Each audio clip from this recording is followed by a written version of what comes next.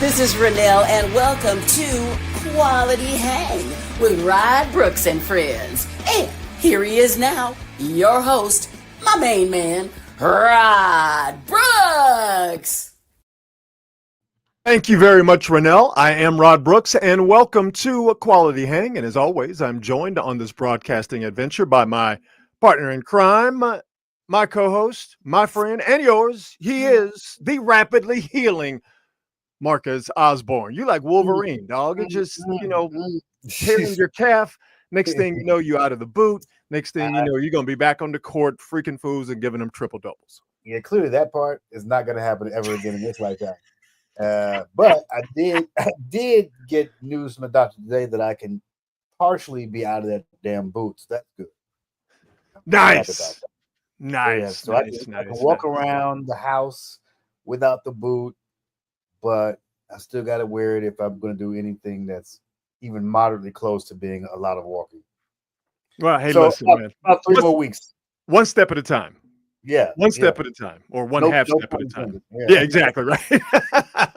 A lot to get into on this Wednesday, but as always, we start the show by thanking our presenting sponsor, the fine folks at Hop Monk Taverns. 3 locations to choose from, Sebastopol, Sonoma, and in Novato, and they all do the same great things. Excellent menu, great food is served at all Hop Monk locations.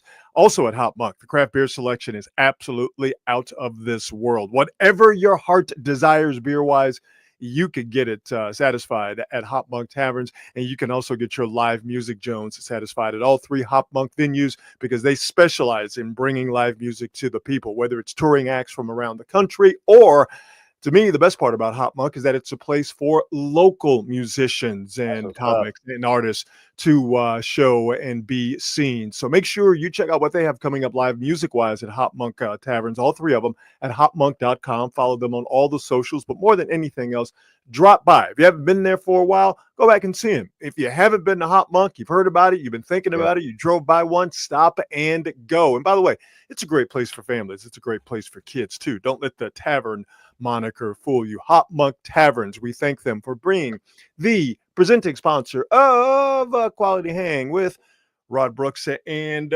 friends. Let's get right into it. A couple of quick notes here about the San Francisco Giants.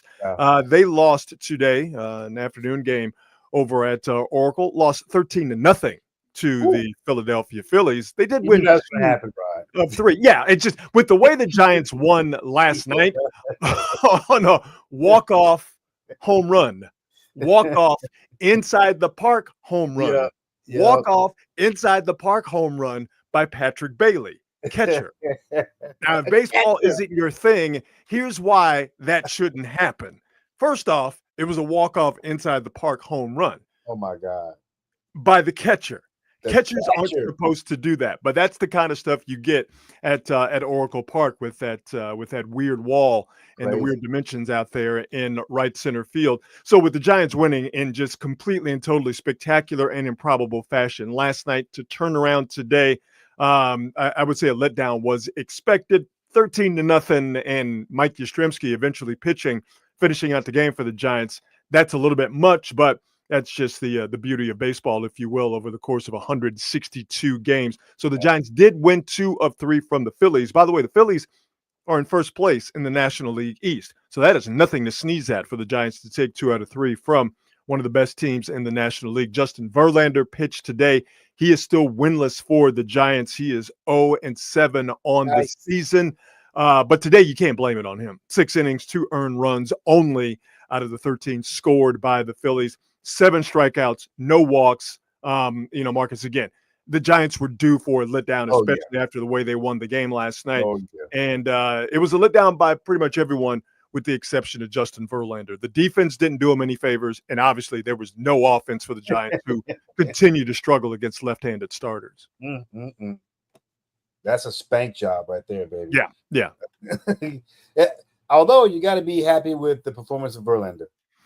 If there's any, light at the end of that tunnel, that'll be it. Yeah, and again, people are going to focus on the wins or the lack of wins, and I get that, but in today's baseball, wins don't matter.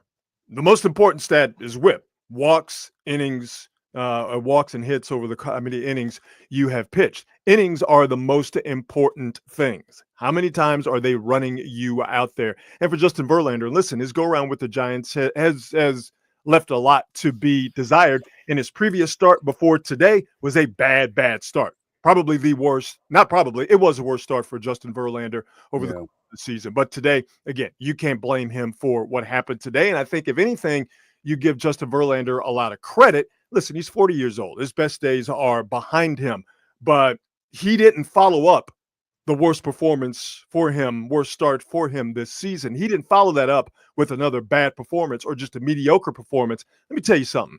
In today's baseball, I don't care who you're talking about. 6 innings, 7 strikeouts, no walks, 2 earned runs. That is looked upon as a quality start. Absolutely. Really, nowadays in today's Major League Baseball, 5 innings is just as a quality start. 6 innings, 7 strikeouts, no walks. Justin Verlander has a long way to go, but I think for him having this performance, coming off of that terrible performance, hey man, I'll give him a ton of credit for that.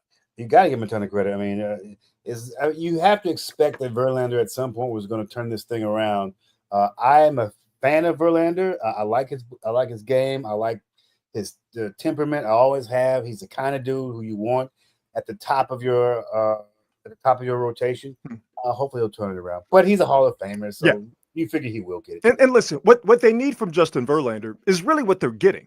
They need him to eat innings. Yep. Now, you want wins, you want performances like you got today. You want that on the regular. But more than anything else, like I said, innings, that's the most important stat for a pitcher.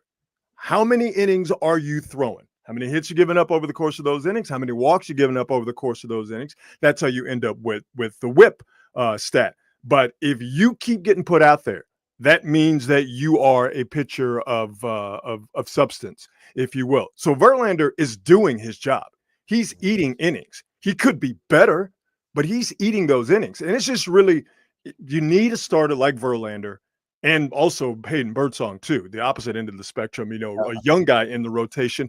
But they need those two guys, the Giants, to eat those innings, give them quality starts more often than not, so then they can get back around to the top of the rotation, that being Logan Webb, the ace, and Robbie Ray. Both of those guys are all-stars. And Landon Roop has come and been pitched very well as the third guy in that 5-man rotation. So Justin Verlander, like I said, I think he's done his job all year long. Could have been better in many respects, but today, Giants losing 13-0. You can't blame him really for any of it, even if he was responsible for 2 of the 13 runs. So the Giants, who are, today notwithstanding, the Giants are back and looking good. They get the Dodgers at Oracle for 3 games starting on Friday, and the Giants are now in second place in the National League West and 5 games behind the Dodgers, who are throwing up all over themselves. Well. Dodgers lost again today after getting swept by the Astros in LA over the weekend and getting swept badly to the tune of 29-6. The Dodgers, they went to Milwaukee and they have now lost 3 games in Milwaukee. So the Dodgers are now riding a 6-game losing streak. Let's all have a good laugh at the Dodgers together, shall we? 1, 2, 3. Couldn't happen to a better group of people. I'm trying to find out when was the last time the Dodgers had a 6-game losing streak. It's been a while. I promise you it wasn't last year when they just absolutely could not stop losing. But this year, and we talked about this on Monday after they got swept, the Dodgers did by the Astros. The problem for the Dodgers, and both things are coming to a head at the absolute wrong time for them, right time for everybody else. Their pitching is injured, and what they have is not very good.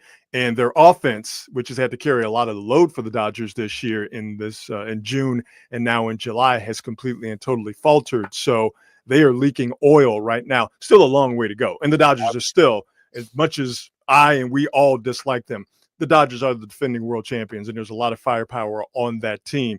But right now, they are in some serious trouble, and with the Giants getting back on track and the Dodgers on the 6-game losing streak, being 5 back, That's good for the Giants right now going into the All-Star break next week. Last time the Dodgers had a streak of 6 games or more lost. Oh, you got the notes. Nice. It was 2017. And in that streak, they lost 11 in a row. And get this, 6 of those losses were to the San Francisco Giants. And if I'm remembering correctly, that 2017 Giants team was not a very good team. That 2017 Dodger team, last time they did lose 6 games in a row, they went to the World Series. Yeah, dude. I mean, I don't know what any of that means, except it's baseball. It happened, and it's typically shocking, though, when a team goes years without losing 6 in a row. But it seems so weird to me to see that the Dodgers lost 6 in a row. I'm like, wait a minute, when was the last time they actually lost 6 in a row? It's been a good while. Yeah. I mean, well, considering how much money they've spent and the talent that they've had over the last close to now decade, 6-game losing streaks for the Dodgers should be rare. Yet we should all enjoy their current play. It's going to be fun, though, down at the corner of 3rd and King this weekend, Friday, Saturday, and Sunday. Giants, Dodgers, just like it had the first time these two teams met in June. It's got that feel. It's got like, okay, we might see something brewing between these two teams. And I think I know you have to add the Padres in there. You're going to see something brewing between these 2 or 3 teams with the Padres in the mix coming down to September. But that good old feeling of Giants Dodgers meaning something, that feeling is back. And that is nice to see. A bit of baseball, not actual baseball news, but a bit of baseball news dropped today. And for me, I am a massive fan of what we're going to eventually get in the All-Star game next week. Major League Baseball has announced that it will test automated balls and strikes, the challenge system, during the All-Star game in Atlanta last week. Now, I'll just read what's on the screen for the folks who will only get Quality Hang via audio. Each team will have 2 challenges, which can be triggered by the pitcher, the catcher, or batter. That's important. No one not on the field can initiate the challenge. No manager, no coach, no player in the dugout, the players behind the pitcher, they cannot. Just the people who are involved in the entire at-bat. That, of course, being the pitcher, the batter, and the catcher. If successful, the team retains its challenge. So this system, the challenge system, is the compromise. There are people like myself who want the umpires to have nothing to do with calling balls and strikes because the computers can do it better. And also umpires have their own little strike zones, their own little kingdom. They're very and arrogantly protective of it, but you're not going to get that. That's a little bit too much for baseball, a sport that is very tradition based and things of that nature.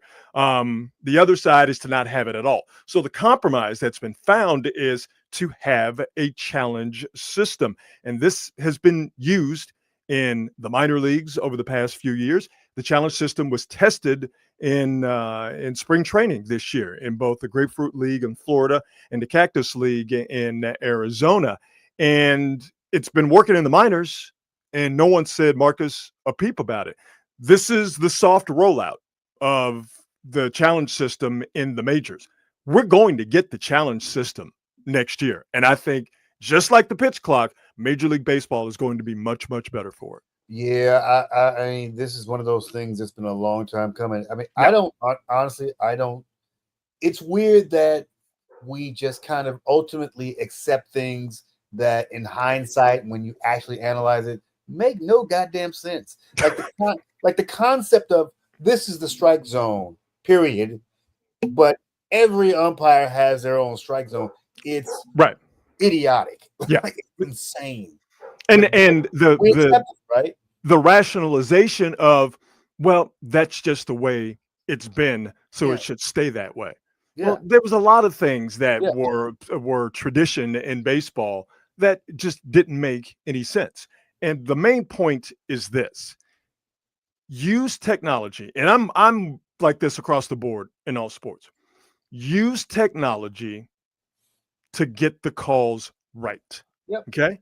if you have the technology that will be able to assist the humans or do the job better than the humans, we need to stop it with, well, now you're taking away the human element of the game. Listen, this human element thing, the human element should only be for the players. Okay. They're the most important humans in this game. Yep. This human element of, well, we have to put up with a strike zone that changes from umpire to umpire, or with certain umpires, it changes from inning to inning. Yeah. The fact that we have to put up with that because, well, that's just the way it's been, that's just the human element of the game, is silly. If you have the ability and the technology to get the call right, use it to get the call right. Yep. It's one of those things that I've never been able to understand.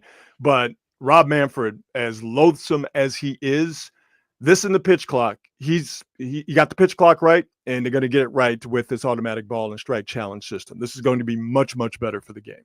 I'm all for it, dude. Let's make this thing happen. Yeah. I'm not one of those people who's always going to be whining about the human element. Nah, I don't want the human element. No. I want to get right. I want the players to be the ones that make the mistakes. Yeah. All right. That is to be expected. But for umpires and then umpires, well, you're taking away framing. Who cares? That's the reason. One of the reasons why you should have computers do the strike zone, because umpires can be fooled by what is now deemed to be sorcery by a pitcher, a catcher being able to take a ball out of the strike zone and bring it in the strike zone. Like, come on. It's like 100%. Like, what are we doing here? Now, of course, because we are talking baseball, you do have a faction of people in baseball who are not necessarily excited about the automatic ball and strike system challenge system coming to Major League Baseball. This is Tim Kurkjian of ESPN today, mentioning that there are certain people, the players, who have a problem with what we're going to get here in the not too distant future.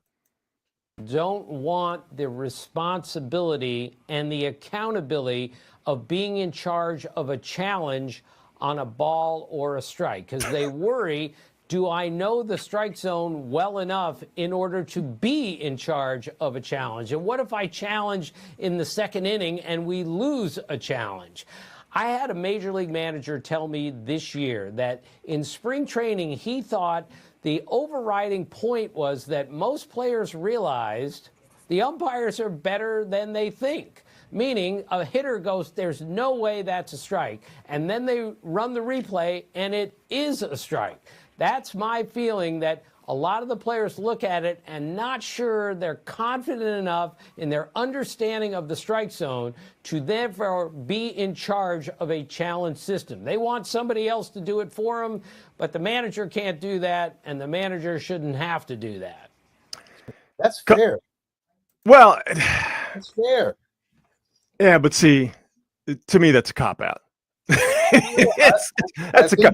You don't want the challenge system because you're afraid of getting it wrong. Listen, if you're scared, get a dog. No, I'm saying that's a very fair concern. I mean, I get where they're coming from. If you're standing there, you can't always get the best look at what's a ball and a strike. You can't. I actually think it's kind of silly that there isn't a monitor somewhere where somebody in the clubhouse can just look at it and go, yeah, we can challenge that. I mean, why not do that? Listen, having monitors in the clubhouse and all that kind of stuff, that's how you end up having cheating scandals. So, sure. But I know they have a replay room in basically in all major league stadiums where they do that. But again, this is the compromise, though, right? You don't want a fully automated ball and strike system. Mm-hmm. Okay, you still want the umpires involved, but you don't want the other side, which is the umpires, to have complete and total autonomy of the strike zone as they have had for years. So the grand compromise is, okay, we'll have an automatic ball and strike system, but it's going to be a challenge system. And now you have guys, according to Tim Kurkjian, saying, well, we don't want that responsibility. Well, then what do you want? Like I said, to me, listen, it's like I said, it's going to be like they don't want it, or are they saying that it's a concern? That what they're saying is, well, ultimately it's a concern, which means they don't want it. Not necessarily. I mean, there are things I'd be concerned about. Not necessarily I want to poo-poo it. I think it's fair to go, you know what? I may not be in the best position to make a call on this. Well, but who's going to be in a better position other than the person standing at the plate? The umpire? The catcher. Okay, but the catcher can make that call. The pitcher can. Catcher. If I'm a catcher, I'm always doing it. Absolutely, the pitcher can feel way better if I'm the catcher. He can make that call. I mean, to me, to be a hitter and to be afraid of, well, maybe I don't know the strike zone as well as I do, so I'm not going to make call. To me, that's silly. You're being given something. You're being given a power that, if used correctly, can be beneficial to you. And if you get it wrong, you get it wrong.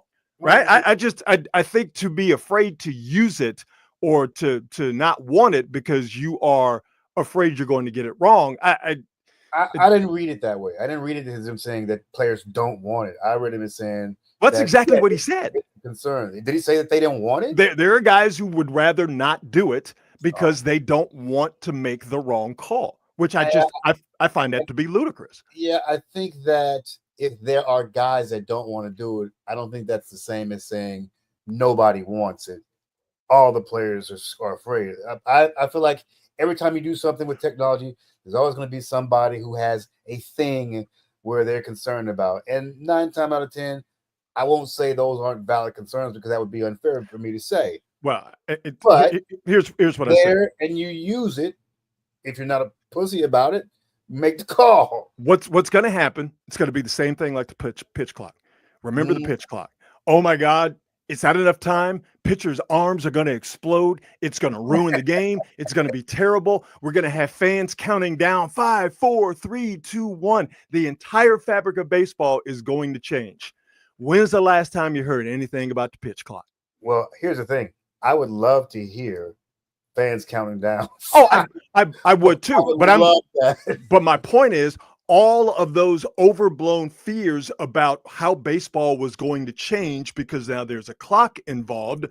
No one talks about that anymore. You had players, you had players who were against the pitch clock for a variety of reasons, and now no one talks about it. It's going to be the same thing with this. I'm not saying that every player doesn't want it, but Tim Kirchner just said in the video that I played that there are some players who would rather not have the challenge system because they're afraid of making mistakes. And what's going to happen is those players will be like the other players when they realize they have this power that can be of a great benefit to them. And they're going to be like, well, my fears were overblown. And listen, as long as you have CB Buckner and Laz Diaz and Vic Carapazzo and the rest of those dudes out there with their amoeba-shaped strike zones, why would you not want to have the ability to challenge those guys? Like, listen, Phil Cuzzy was the umpire for the Phillies Giants game on Monday night. Okay. Yeah. This is from umpire scorecards. All right. This is Phil Cuzzy. Mm-hmm. Look down in the bottom right-hand corner. Yeah. Called strike accuracy. The average is 88%. Yeah. He was 3 percentage points below the average of 85%. Overall favor, runs for the Giants, they won 3-1. Mm-hmm. Almost 1.5 runs. His inability, now this worked out great for the Giants, fantastic. His inability, Phil Cuzzy, and this happened late in the game on Monday, his inability to do his job gifted the Giants damn near a 1.5 runs in a 3-1 win. Yeah. That's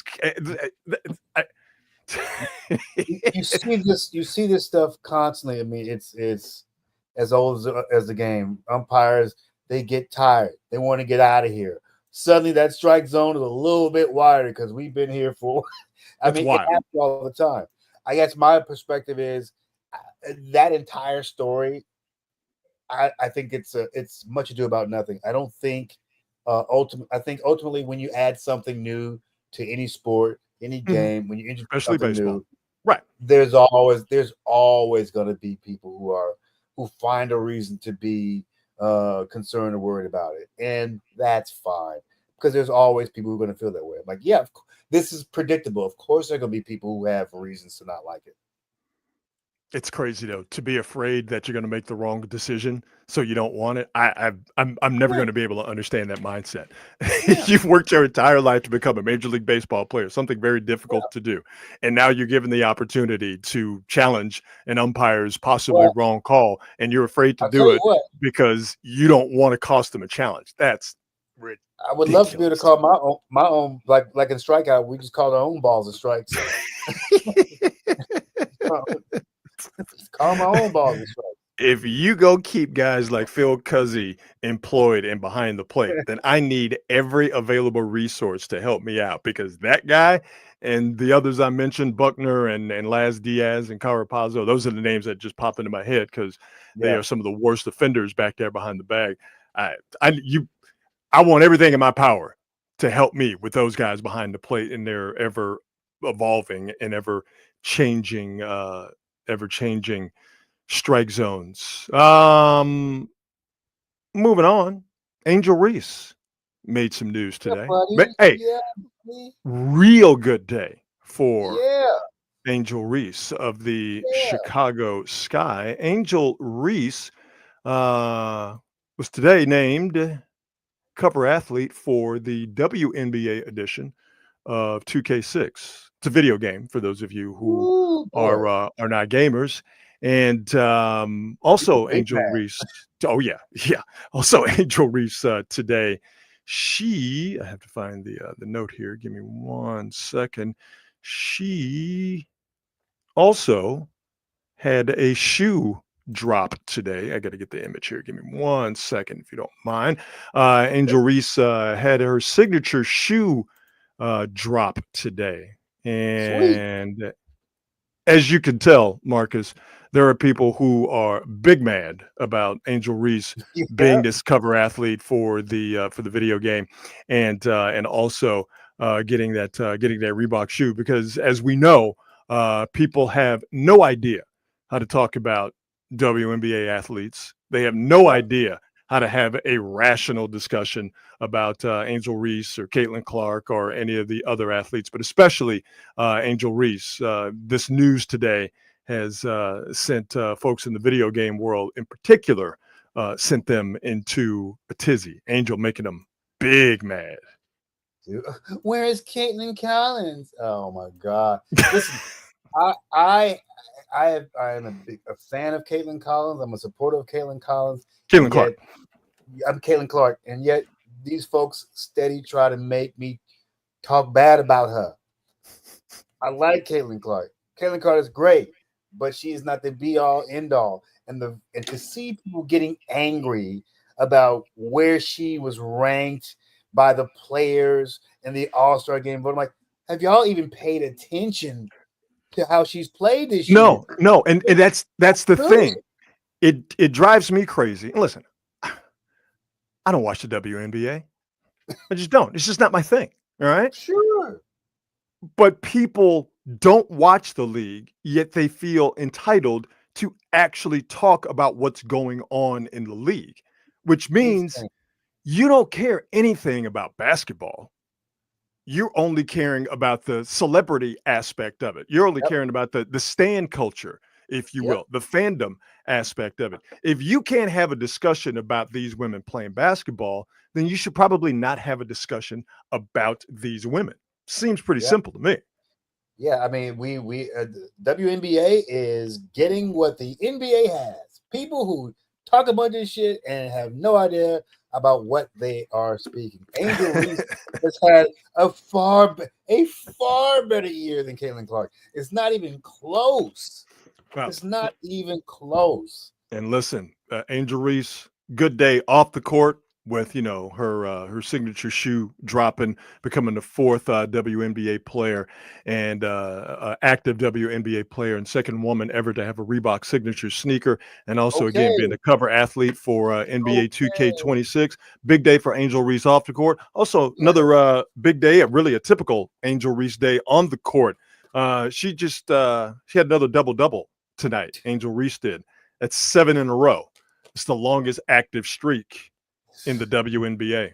So, player of the month for June, I believe. She's still doing it. What are we talking about? Leave this woman alone. I have been very critical of Angel Reese, as a matter of fact, just because I felt like I saw her everywhere doing everything but tighten her game up. And I'm like, you missed too many layups to be out here doing all this other stuff. But I mean, they moved her position. They got her playing point guard right now. So it's crazy how much that's changed her game. In fairness, she missed a lot of layups, but she would rebound her own misses, which is how they ended up saying, and they tried to, and this is where you give Angel Reese just the big salute. Or they started calling them me bounds. She would miss a layup, get her own rebound, miss a layup probably, get her own rebound, and then put it back in. Instead of calling it rebounds, they'd call them me bounds. Yeah. Basically trying to use it in a derogatory way. So what did Angel Reese do? She went out and copyrighted the term me bounds and is selling T-shirts that say me bounds on them. Hey man, like, oh, that's dope. That's an LSU education, baby. Hey man, that's a player move, is what it is, man. I like I said, tip my hat to it. But interesting, you said they moved her to point guard, really? Yeah. Point guard, point forward. Interesting. And what's funny about it is when they said they were going to do that, like, but I've seen her handle the ball. Like, right. That's you could tell by the quizzical look on my face and how many octaves my voice went up. That what point guard, but it is working. You're saying? Oh my God! It's like as soon as they made that move, her entire game flourished. Interesting. It's insane. So I'm not mad at it. It's good for her. The team just got to start winning. That's all. Yeah. But Angel Reese out there making them mad and making money in the process. Are you ready for another installment of Bulls on Parade? Yeah, buddy. Who got gored? Yes, sir. So last we talked on Monday. That was the first day of the 9-day running of the Bulls Festival in Pamplona, Spain.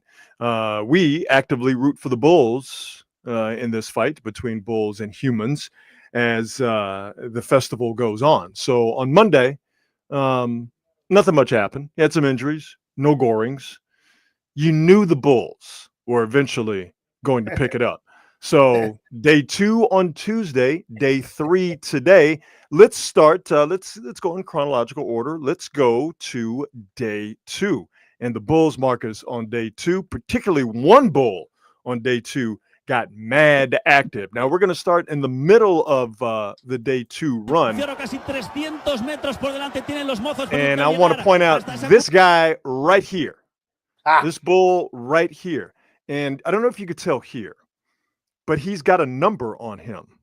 This black Bull, his number, I'll show you a picture. Oh, I can see it. You can see the number. The black Bull, his number. Number 23. The Michael Jordan of Bulls got real active during day 2 of the running of the Bulls. So let's go back to the video here. Now he gets separated from the rest of the pack. Of course he does. And number 23 starts giving folks that work. Now they're running from the Bulls in front, right? Yet no one has any idea that the Michael Jordan of Bulls is in the back kicking mucho ass. Now we're going to finish with it. Now watch our boy right here. Turns around. Just starts mashing people. Check him out. Check him out. Check him out. Deuce Trey is on him. Let's go get somebody right there. There we go. I'm not leaving here without some points. I'm not leaving without points. He's like that Denzel Washington video. Oh, I'm leaving here with something. And our guy here, number 23, is giving them work. Oh, he's not done. He said, you know what? I took that personally. I didn't give nobody the laugh yesterday. Yeah, man. He is wreaking havoc. Oh, yeah? Oh, yeah? He's going to catch somebody slipping right there. You got the guy in the striped shirt. And then stomp on him a little bit. Boy, yeah, oh boy. Uh-oh. Love it. Absolutely love it.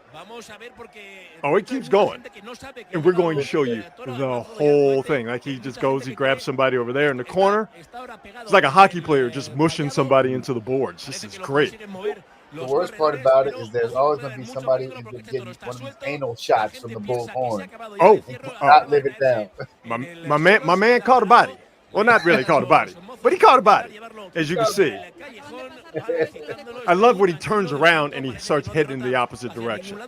This is a guy here with, he's got a plan and he's sticking to it. This is our guy. Up. Get him. There we go. Now, they think they're almost done, all right? They've almost got him into the bull ring, but he's like, nah, I'm going to give me a couple of more, and then I want you to wait until the very, very end. Because, so they think, all right, we got him going into the bull ring. This is good. But he turns around, goes back the opposite way. Yeah, baby. And then wait for it. I think it's going to happen right about here. All of a sudden, the cavalry shows up. And then they start working.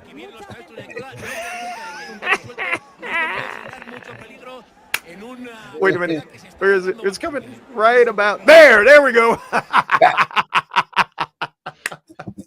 3 of them just kicking ass and taking names. Good for these guys. Some of these pictures have been outstanding. I said there's a picture with the number on it. That's the end that we just showed you where they all converge on this one hapless idiot. This is a great picture right here. Look at the fear on old boy's face. Messing with the bulls, literally getting the horn. So on day 2 on Tuesday, 1 gored by the Michael Jordan of bulls here. Okay. Caught a guy in the armpit and 7 injured. So that was on Tuesday. Today, day 3, another goring, 3 injured in the running of the bulls. And right, I told you, bulls getting active. We got some video here of day 3. And with ominous music, too. So there you go. Sweet. Yeah, man. I love it. Absolutely love it. Look at these morons. Oh, look at old boy get dragged. Dig it. Yeah. Get some. So, yes. On day 3, 1 gored, 3 injured. So the tally now is 10 injuries, 2 gorings after 3 days. Pretty good, Bulls. Pretty good. Yeah, I mean, we need to get those efficiency numbers up. So. every bull needs a goring. Marcus, you want more? You think they can do more? Oh, I feel like they can do a lot better. It's just it's about 1-2 at this point. Right? Okay. Yeah. All right. About 1-2. About application of yourself to the game. And then, doing it for the homies, that came before you, that were mercilessly slaughtered in the bull ring later. These dudes have to remember, they've got family members that have ended up between slices of sourdough bread. Exactly. And somebody's got to pay the price. Exactly. Do it for your kinfolk. Exactly. So. Do it for my mama. We will continue to monitor the running of the bulls in Pamplona, Spain. Day 4 tomorrow, and best believe that we will chronicle all injuries, gorings, and video and pictures. We will bring to you on Quality Hang as a service to you, the wonderful viewers of this fine program. So there you go. Hey, man, that one bull, this picture, how does this not win a Pulitzer Prize right here? Beautiful. That's actually pretty damn. Look how sharp those horns are. Yo, man. Yeah. The people running alongside, like the people running behind. Well, they're stupid too, because the bull could eventually turn around, like our boy 23 here did in day 2, and go the other way. But the people running behind, I get it. The people running next to and in front of, nah. You deserve the horns. Absolutely not. You went to see Earth, Wind, and Fire, huh? Saw Earth, Wind, and Fire. Oh, how was it? Earth, Wind, and Fire, man. Like these guys, obviously, they're all older, but there's some young cats in the band. It really felt cool and nostalgic. So I'm in Berkeley. And what was cool is Maurice White wasn't there, obviously, but they did this little memorial type collage of Maurice. Like during certain songs, they actually did one where this is cool. They actually did one track where they used Maurice's vocals, and then everybody else sang along with Maurice's vocals to the live band. It was pretty cool. It was That's dope, man. That's dope. Very cool. Philip Bailey is still touring with him, right? Philip Bailey is still touring. They definitely give him breaks. They definitely give him breaks so he can rest his voice. And I recognize probably towards about 3/4 of the way in that they had been giving him breaks because Phil Bailey, he's hitting some notes. Falsetto, yeah. So they have to sort of give him breaks because they know a certain song is coming up. And there's that particular song, people will expect Philip Bailey to hit Philip Bailey notes. Well, this is a 70-plus-year-old dude at this point. So he's got to get a little break. And then you can see him wind up to hit those notes. But I'll be damned if he wasn't still hitting them. So the one song I think of when it comes to Philip Bailey, that high angelic falsetto, is Reasons. Did they do Reasons? Did Reasons. That's one of the songs they had to let him build up to. Of course, exactly. That's why I thought of it. And Devotion. Ooh. There's a section in Devotion towards the end of that song where he hits it literally ends that song on a gigantic high note. Yeah. And it's amazing that those dudes, well, there's only like three. Yeah, because they had Philip Bailey and Verdine White. Verdine White, brother. Yeah. And so was this perm looking good? Verdine always. Verdine wasn't there. Oh, he wasn't there. So guess what they did? He wasn't able to make the show that night. So they got a local bass player to come in and sub for him. And I'm like, I like when our people get to perform with legends like that. Yeah. Unfortunately, it's usually when somebody in the original band is out, but it's cool to see a local musician get that shot. Oh my God. I mean, that's every frustrated musician's dream is to be at a concert. I know it wasn't exactly like this, but to be at a concert and they go, like what happened with the Who way back in the day in San Francisco, where Keith Moon, passed out on elephant tranquilizers, and they're like, anybody here play drums? I play the drums. You come on up and play. Like playing bass and Earth, Wind and Fire. You couldn't tell me shit if I got on stage with Earth, Wind and Fire and played some of their music. Man, I'm already insufferable.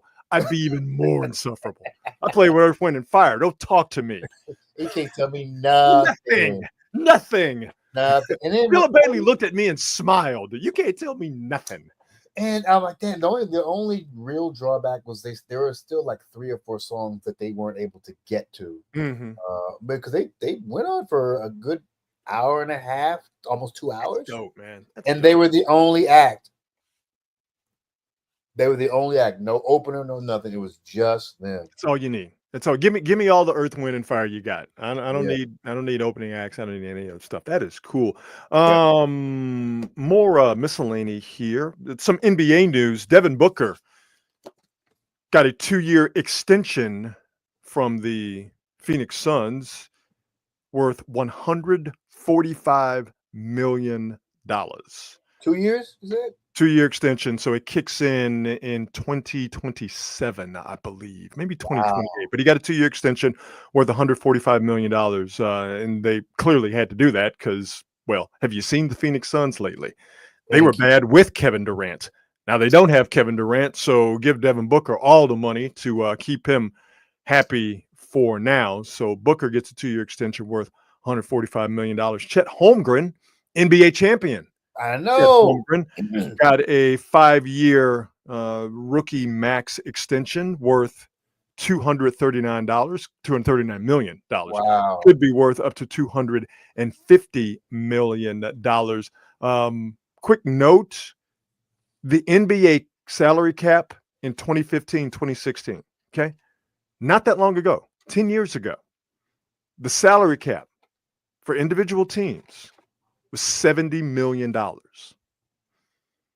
Devin Booker got a $145 million extension today. Chet Holmgren got a $239 million rookie max extension today. The NBA money is silly. Yeah, dude. And you know what's, I mean, we are at some point, they're going to have to take a good long look at how they're paying dudes. And not because I feel like dudes should make money. They have to, you need to. Mm-hmm. But if these salary caps don't get a gigantic boost, when they have to start paying dudes $100 million a year, because that's around the corner, they're not going to be able to sign anybody else to the team. It's going to be interesting when the collective bargaining agreement is open to be collectively bargained, because there's a lot of talk, and this sort of makes my eyes roll in the back of my head. There's a lot of talk about luxury taxes and second aprons and how that's shaping the NBA. Sure. I wonder how the players are going to, if they're going to fight, if they would be the players be willing to sit some games out, to go on strike, to get a better situation. I wonder, because the NBA's got the money. With the money the NBA just got from NBC and from Amazon, with those television rights deals, the NBA's got the money. So that cap's going to have to go up, and the players are going to want more of that money. So I wonder if we are, I think this is very far down not very far, but far down the road. I wonder if there is a possibility of some sort of labor strife on the horizon, because there's silly money out there. There's sillier money to be had out there by the players, and I'm sure that they are going to try to do what they can to get it, and also fix some things that they think are problematic with the second apron and luxury tax and the stuff that's happening right now. Yeah, it's silly, and it's silly that the players allowed this to occur with the last CBA, because anybody paying attention could look at that and go, "Oh, this is going to be a killer. This is going to be a killer." They had to know that, the salaries are going up. We're paying guys 40, 50, 60, now $70 million a year. Mm-hmm. And if the cap stays the same, it's going to be Devin Booker and a bunch of dudes on some vet minimums and some G League guys. Yeah. Ain't nobody trying to see that team.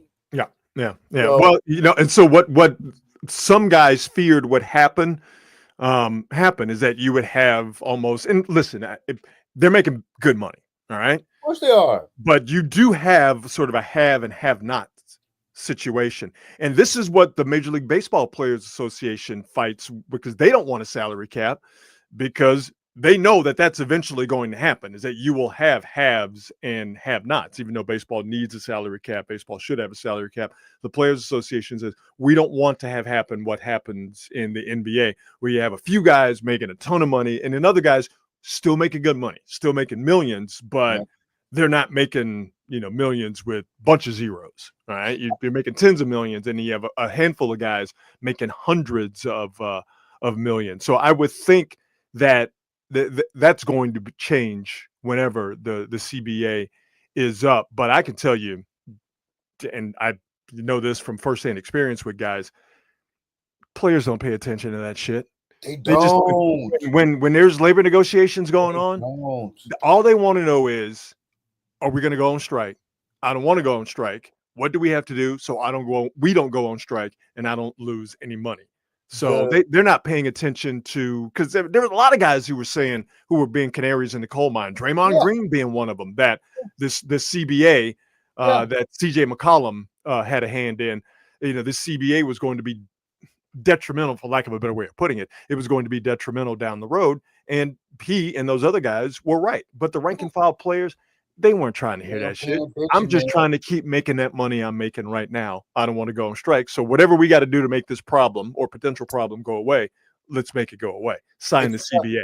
It's tough when you I mean, I hate to be like this, but it's tough when you're depending on a bunch of 20-somethings to make really strong business decisions on behalf of themselves and their own future. Right. That's the word, the future. Yeah. and the fact of the matter is, and I'm not completely anti salary cap. I believe in a soft cap. I think that which is what the NBA has, right? Right, and I believe that they will at some point extend the Bird Rule to all your own players, because that whole thing where you can resign your own players or whatever. But it would have helped the Warriors if they had been able to go, you can sign your own drafted players, not your own players, the players that you drafted to whatever you want, and have it not affect the salary cap. Yep. Because I think that is the perfect solution. It is the perfect compromise.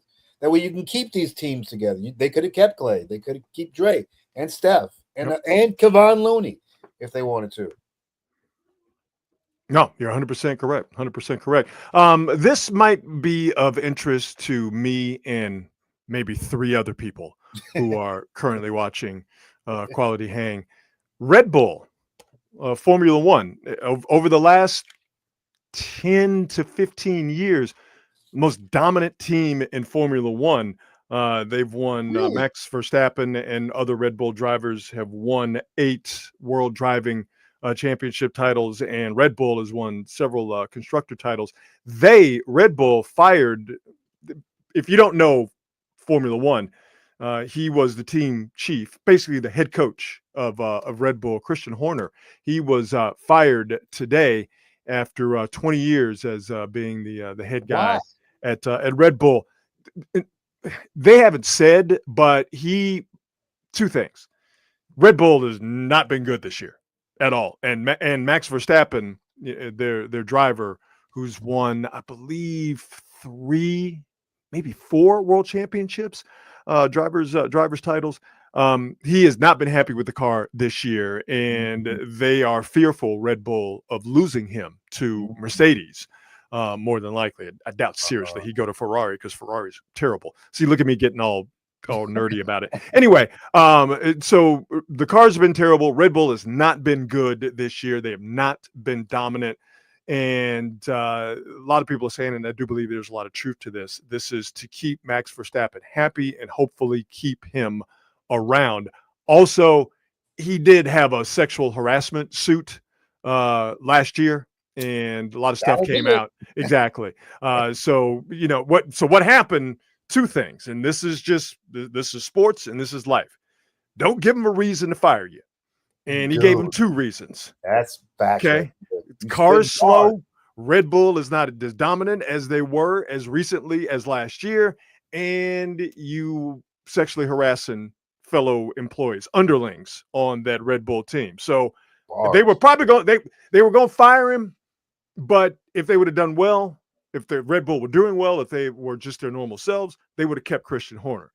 But with them stinking up the joint, and we're halfway through the Formula One season, they're like, you know what? Let's jettison this guy. And quite frankly, it's a smart move. Think about it in sports. Think about it in football. When teams hang on to a coach, like the Bears have done for years, with the exception of last year for the first time, they don't want to fire a guy mid-season. What are you hanging on to him for? You're only making a bad situation worse. So this is smart for Red Bull to do that for sure. Yeah. Well, I'll tell you what. I'm going to go see Formula One, the movie, this weekend. So I'm going to learn a lot. I'm watching Brad Pitt and Damson Idris. Well, you know what? We can't wait to have the new segment, Marcus's movie reviews. So please go see Red One or Formula One this weekend. So there we go with various miscellany. By the way, Movie Pass, if you're paying attention, you got a sponsorship right here waiting for you, baby. All you got to do is come on. I have Movie Pass, by the way, Rod. I use Movie Pass. It's a subscription service. I get to see as many movies as I want throughout the month. All you got to do is pick the theater, pick the movie, and I go. Man, what is it like having leisure time? Hey, what it is with me is that there are 3 things that I love. I love film, I love TV, I love music. Yeah. So I'm always going to make time to go when the weekend rolls around. Let's get into some on this date. We'll not do it in chronological order. I will save the best for last. But on this date, July 9th, One of my absolute favorite movies premiered on this date in 2004. Is it 2004? Yes, 2004. Anchorman, Legend of Ron Burgundy, premiered on this date, 2004. Dude, I love this it. movie so much. And the irony is, and this has happened to me a few times in my life. I went to the movie and I saw it in the theater, and I'm like, I don't know. And then literally a year later, I was watching it on Netflix. Like, oh my God, I was way off. This is hilarious. So funny. So funny. So funny, so silly. My favorite kind of movie. Just just silly. Yeah. Oh my God. Yeah. So I love Anchorman. Could do no wrong. One of the most quotable films of all time. I was just about to say. I could probably quote this movie line for line. It's so good. Sex Panther, all that stuff. It's so good. It's so good. And the number of stars that Will Ferrell could get into any film is amazing. Did you know that there is, what's the best way to put it? Okay, so we know the plot of Anchorman. Yeah. All right. Yeah. There's a completely and totally separate plot that they filmed, but they cut out of the movie, and it involves, like, Chuck D is in it. Maya Rudolph is in it. Yeah, with like they're like a black liberation, almost like kind of like a Black Panther type party. That'd be great. And you can find it on YouTube. Like there's a whole separate other movie that they filmed that it's part of Anchorman, but it just, I mean, when it's hard for me to explain, but when you see it, you clearly see that it didn't fit. Again, it was like a Black Panther-ish type party that Chuck D and Maya Rudolph and others were a part of, and like they robbed a bank or something like that. It was a play on the Patty Hearst kidnapping, and when she robbed the bank back in 1970, whatever the blanket was. But yeah, they filmed that and cut it completely out of the movie. That's fantastic. So yeah, you can look it up on YouTube. I will. It's wild. It's wild. So Anchorman, released on this date in 2004. Also released on this date, but in 1991, H-Town's finest, baby, the Trigger Happy motherfucking Ghetto Boys released their album We Can't Be Stopped, with this album cover that is one of the most arresting album covers in history. I played this CD. I had a tape and a CD. I play this thing so much. It's not even funny. And then what really bugged me was like Willie D just kind of disappeared. Bushwick, everybody knew who Bushwick was. Scarface is obviously Scarface. But Willie D just disappeared. Although now he does a podcast. Yeah. Willie D is out there in this podcast world, and he is unapologetically Willie D. This is the album, for those who don't know, this Ghetto Boys album. This is the one with their most known song. Some people say their best song. I wouldn't disagree with them, even if it's not my favorite Ghetto Boys song. It's a great one. Mind Playing Tricks on Me is on this album. And the album cover, for folks who don't know. So you have Willie D to the left in that purple denim jacket. Bushwick Bill in the middle. Bushwick Bill he's no longer with us, is a little person, a.k.a. midget. And you have from South Park, Houston, Texas, Brad Jordan, a.k.a. DJ Action, also most known as Scarface. So now, why are some of you saying is the little guy, Bushwick Bill, on a gurney holding a brick cellular phone with a serious wound to his right eye? Funny story. Bushwick Bill was he was a troublemaker. Let's put it that way, to say the least. And he would get into situations. And one night, Bushwick Bill, drunk off of Everclear. And by the way, this is all true. I'm not making this up. One of the most famous stories in hip hop. One night, Bushwick Bill, off that Everclear, gets into a fight with his girlfriend. Girlfriend, by the way, a regular person, not a midget. That's the kind of pull he had. When a midget can get a regular person girlfriend, that's impressive. Anywho, Bushwick Bill is off that Everclear, gets into a fight with his girlfriend. There's a gun because, of course, there's a struggle with the gun. Girlfriend gets the gun, pulls the trigger. Gun goes off. Bushwick Bill is shot in the eye. Rushed to the hospital. Of course, they get to the hospital, and what do they decide to do?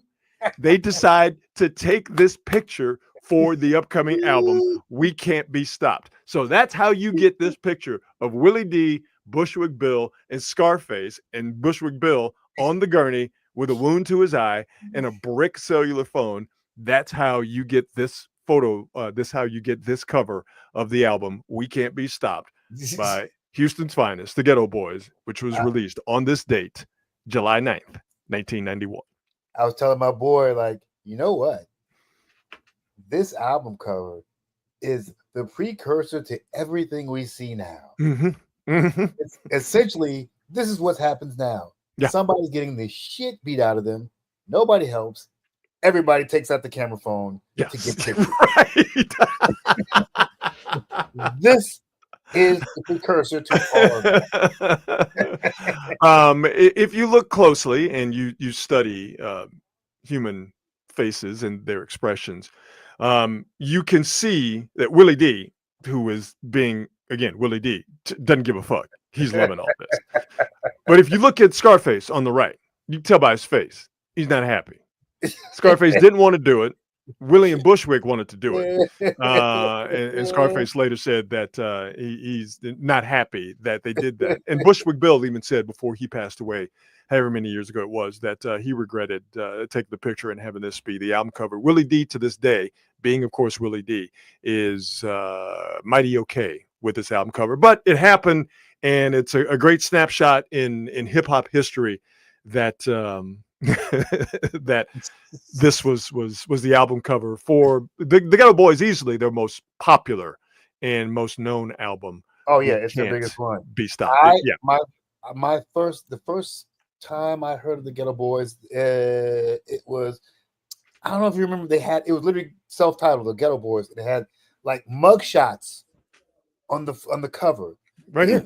4 mug shots. Oh, there you go, right there. That's exactly it. Yeah. That was got so Bushwick Bill up here, my right, stage right. Willie D up top, stage left. Below Willie D, DJ Ready Red, and under Bushwick Bill, that is Scarface. There you go. And this is the album that Rick Rubin produced, and they did for Rick Rubin when he was the head of Def American Records. And there were a couple original songs on there.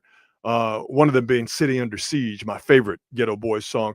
But basically this album was Rick Rubin. I mean, he didn't really do anything. It was just repackaged songs from previous Ghetto Boys albums. I love that album, Rod. I love Gangsta Love was Gangsta Love. Woo! Oh man, yes, sir. Shit. That was awesome. Yeah. Yeah. Read these Nikes. Read these Nikes. It's so good. Hey man, listen. Don't get me started on the Ghetto Boys, brother. Well, let me ask you, was that the first big Houston group? Yeah. No, they are the way people feel about Mac Dre and Tupac here in the Bay Area is the way I feel about Willie D, Bushwick, and Scarface. Like they were superstars to us, man. And it was, the stuff they did, it's horribly misogynistic. Of course it was. A lot of it was just gory violence, but it was. Damn it, man, it was ours. You know what I mean? NWA in the South is what we call them. It was exactly. It was Houston's, man. It was ours. And again, Scarface is from the neighborhood I grew up in. From South Park, South Acres. You see him around. You'd see Scarface, around. He ran for city council, in Houston from that area a few years ago. Willie D and Bushwick, man, Fifth Ward to the bone on the north side. You see those guys out and about. So they were everything to us, man. They were. And Scarface, if you have not seen Scarface's NPR Tiny Desk concert, see it. If it's been a while since you've seen Scarface's NPR Tiny Desk concert, see it again. You see the brilliance of Scarface and the music he made when most of it when he left the Ghetto Boys, but what he did with Mike Dean and the music they've made is just like I said. I think the dude's a genius. I really do. I 100% agree. I love Scarface is in my top 10 all-time MCs. Period. One of the greatest voices ever in hip hop. I love his voice. The smile that he did with Tupac. I felt that song, boy. I felt that song. Man, the keys on Smile and just how simple and how just simple and I don't know if haunting is the right word, but haunting is the right word. I mean, it gets your soul. It really does. Yeah, I felt that bad boy. Oh, man, I can talk about the Ghetto Boys all day. I mean, I can too. We could have done the entire show. I'm about to go this right after we get off here. On the Ghetto Boys. So on this date, July 9th, Anchorman came out in 2004. Also worth a rewatch, and We Can't Be Stopped by the Ghetto Boys on this date, July the 9th. All right, let's wrap this up, and we always wrap it up with the best thing I saw today, and I'm so excited to show you guys this because this very small news clip out of Baton Rouge, Louisiana, has brought me today just so much, just like little Jolly Ranchers of joy. You know what I mean? When you get a watermelon Jolly Rancher. Oh man! And you're just like, yo, dog. Does anything beat a watermelon Jolly Rancher? It's pretty smooth. It's like, but just that little moment of happiness you get. This news clip out of Baton Rouge is like a watermelon Jolly Rancher, and I've indulged in this bad boy several times. I would like to introduce to you all the wonderful Hazel London of Baton Rouge, Louisiana. Oh, wait. So who is going to be beefing? First of all, if you was beefing at a wedding, you should have been beefing at their wedding. Why would you bring this to somebody else's club? That's sad. Hazel London was inside the club when she heard gunshots. It's upsetting me and my homegirl because we feel like, well, damn, if you can't go to Bella Noche's, where the hell could you go? I'm in love with Hazel London. I love that her homegirl was just laughing. Homegirl just shook her head, just laughing. I'm in love with Hazel London because she's very passionate about the situation. And also, she makes some damn good points. Of course she does. If you had beef somewhere else, why are you bringing that beef to the club? That's right. And if you can't go to the club, then where the hell else you gonna go? Are we going to play this again? Yes, we're going to play it again. It's a whole wedding. So who is going to be beefing? First of all, if you was beefing at a wedding, you should have been beefing at... You're holding it in so much. Like, I want a TV show with Hazel and her homegirl. It's like the black female Jay and Silent Bob. This is the best. Come on, homegirl. First off, the homegirl. Let me start here. I didn't know that giant hoop earrings were back. Okay. And look, I didn't know we were back in 1991. I had no idea. I love it. In full bloom. But listen, her homegirl, okay, the dew is laid. Okay, you gotta love it. The big hoop earrings she got, and the looked like a Cuban link necklace she got, and she just standing there. Yeah. Maybe it's not my place to use this word, but I think it fits here. Her homegirl is slaying. Okay, is absolutely slaying. You're killing it. It started from the beginning. It's a whole wedding. So who is going to be beefing? First of all, if you was beefing at a wedding, you should have been beefing at their wedding. Why would you bring this to somebody else's club? That's sad. Hazel London was inside the club when she heard gunshots. It's upsetting me and my homegirl because we feel like, well, damn, if you can't go to Bella Noche's, what the hell could you go? She's doing every telltale sign, and this is how you know when somebody tried to hold it in. When she's literally doing everything in her power to not look at her homegirl. Every direction but hers. It's the best thing in the world. It's so good. Right there, she's starting to break. She said, I can't hold it no more. And she's starting to break because Hazel London is killing it. Yeah. She's making a damn good point. If they can't go to Bella Noche, where the hell are they going to go? These are facts. These are facts. Those are indisputable questions. I need to know what Hazel London is doing and her homegirl. She probably got a record deal now.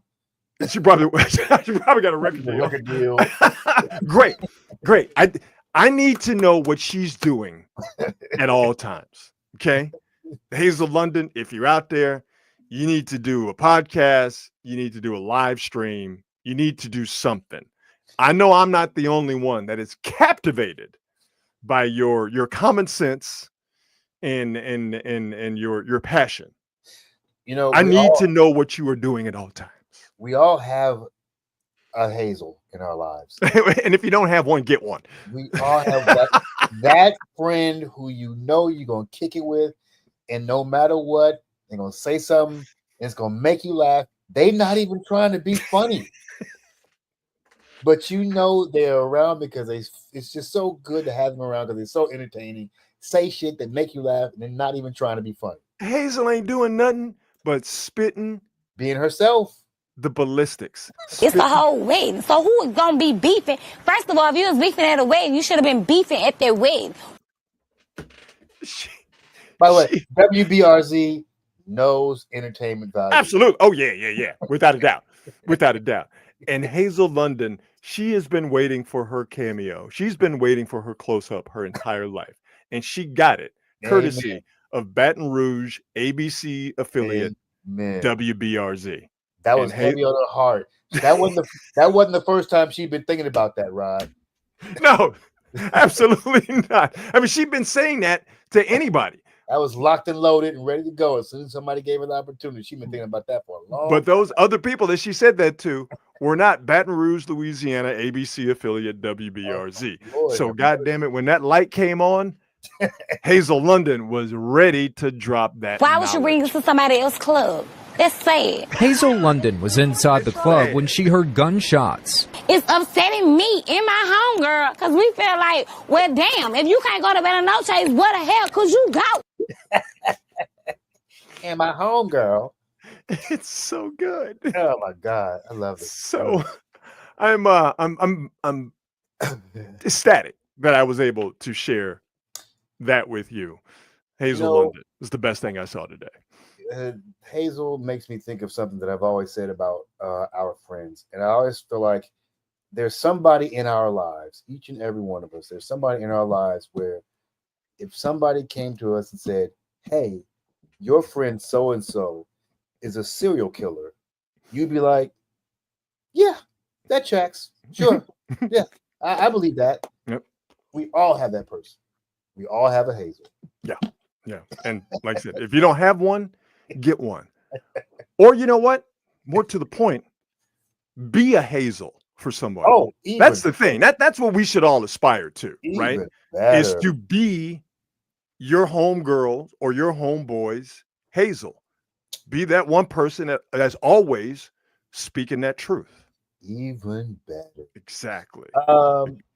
Best thing I saw today, Rod Brooks, was I had no idea this was coming, but there's an album called Black Sky Over the Projects, Apartment 2025. Yeah, man. Right?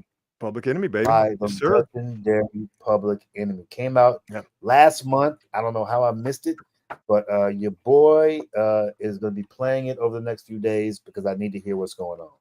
Well, you know what? Get it in and immerse yourself in the new Public Enemy, because you know what we got coming up Friday. We have another edition of Quality Hang, as we go live every Monday, Wednesday, and Friday at 8 o'clock. And it will be a free-for-all Friday, per usual on Quality Hang. But it will also be the day that the new Clipse album will be released. We will get the full just breadth and weight of the new Clipse joint, Let God Sort Them Out. And me personally, I love that. Can't wait. Can't wait. We will be heavy on the Clipse on Friday. Please believe that. 2025, thank you, because we got real hip hop dropping this year all over. Real hip hop. Yes, sir. Yes, sir. Yes, sir. You know what? I think that's it for the night. I think we did the damn thing. But we don't go without saying once again, thanks to our presenting sponsor, that of course being Hop Monk Taverns. 3 locations to choose from: Sonoma, Sebastopol, he said in English, and Novato. Great diverse menu, great food, excellent craft beer selection, and also at all 3 venues, live music, live entertainment. You'll get touring acts from around the country, but you will also get local acts as well. So see what they have coming up live entertainment-wise at hopmonk.com. Follow them on all the socials, but more to the point, stop by Hop Monk. If you haven't been, reintroduce yourself. If you haven't been in a while, if you've never stopped by Hop Monk, well, do it. What you waiting on? Like I said, great food, great craft beer selection, and I'm pretty certain that live music-wise, it'll be something that will tickle whatever your fancy likes to have it tickled by. And it's a great place for kids and families as well. All right, Marcus. Yes, sir. Continue to mend that calf, and I will see you on Friday. How about it? Yes, indeed. Let's make it happen, dude. And to all the quality hangers in the chat, we see you, we thank you, and we will talk to you on Friday. And as we always say before we get out of here, be good and be good at it. We'll see you.